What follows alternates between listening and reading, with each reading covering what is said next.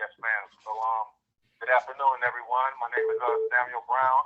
I am the fortunate husband of Amelia and the co-founder of the Anti-Violence Safety and Accountability Project, also known as ASAP, and the co-chair of the California Abolition Act Coalition. So, it's me happy to be here at this moment, have an opportunity. I want to say what's up to Max and Steve and Paulie and everyone on the line. And as always, just offer encouragement for the work that we're doing because it is so crucial. I mean, we need only watch what's taking place around us every day on the news to know how important it is for us to stand up and be on the front line. Because if we don't stand up and fight for ourselves, no one will. And it's only going to get worse because the devil doesn't sleep. So I'm calling from behind enemy lines, and I'm giving you a first-hand account that their think tanks are always going. And not only do their think tanks continuously work, they also have foot soldiers on the ground that execute what it is they come up with. So it's an imperative for us to always be thinking, to always evolve and grow, and it's incumbent upon us to do so. Because once again, if we don't, no one else will. And when our children look at us in the future, we won't have anything to tell them. So I'm proud of everyone that's on this call. I'll be home soon, and I look forward to being able to show my face and seeing you all's face as well, and stand side by side with you in the work that we do. So thank you. Thank you for that. So I think we were actually getting ready to jump into explaining how ACA 3 came about.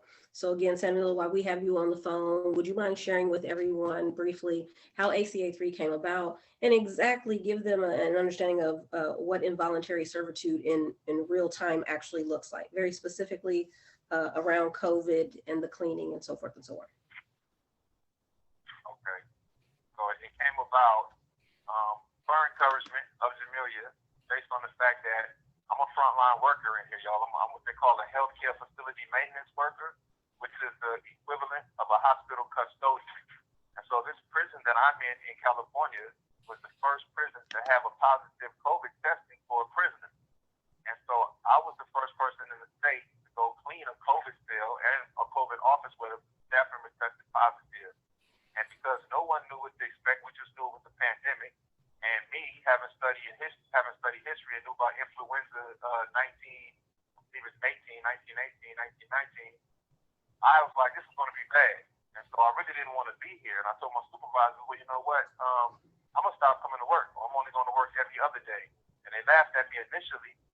But then once they seen that I was serious, they told me I had to report to work and threatened me that if I didn't come to work, I would receive a rules violation report, a 115, which is the modern day whip, to compel you to do the work that you don't want to do.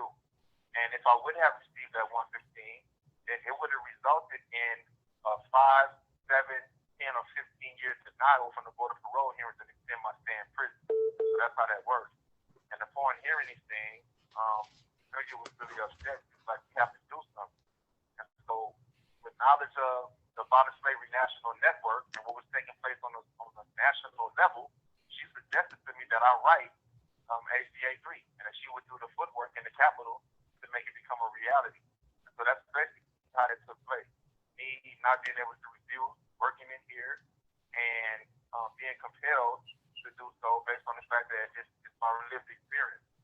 And as far as what involuntary servitude looks like today, involuntary servitude is what keeps the plantation standing. It's the free labor that these people are receiving.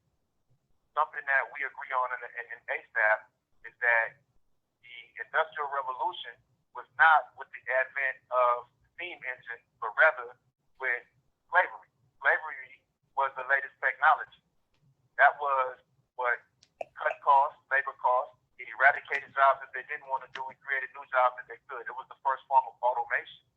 And so it allowed the GDP of Western European nations to be built, as well as establish the wealth of nations. And that's what it does today.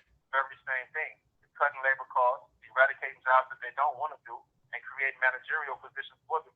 So your loved one will come to prison and then cannot refuse to work in the kitchen, cannot refuse to work in the laundry, or they can't. This call and your telephone number will be monitored and recorded.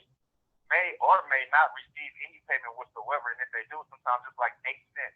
And then it'll take 65% of that, supposedly for court fees or restitution, so forth and so on.